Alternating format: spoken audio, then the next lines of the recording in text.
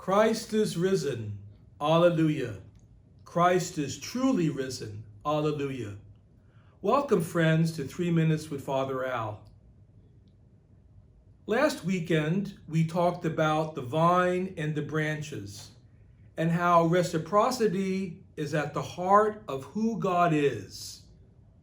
We need the vine, Jesus, and Jesus the vine needs us. He needs us to bear fruit. So a question emerges this weekend. How do we remain on the vine? And the answer is simple: love. Several years ago, I read a wonderful book called The Awakened Heart by Dr. Gerald May.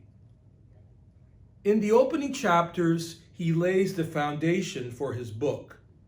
And he says this: you can be fundamentally loving or fundamentally efficient, but you cannot be fundamentally both. It's not to say that efficiency doesn't have a place. Rather, the primary orientation of our heart has to be love.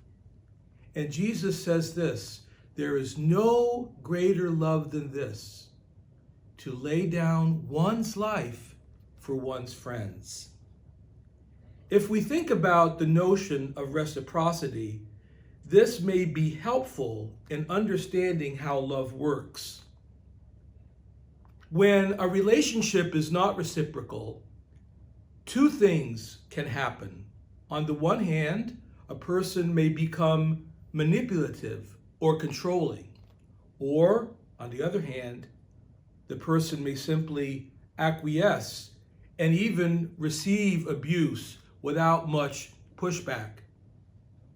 Pope Francis says, to love as the Lord loves means to appreciate the people beside us, to respect their freedom, to love them as they are, not as we want them to be, as they are, loving freely.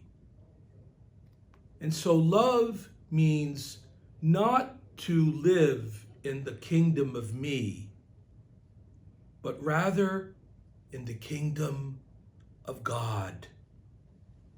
We are to love not our own ideas. We're not to live in self-worship. Pope Francis says those who dwell in self-worship live in the mirror, always looking at themselves, controlling, being overly ambitious, trying to manage others.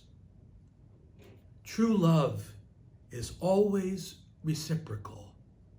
And when we dare to love mutually, loving people as they are, we remain on the vine.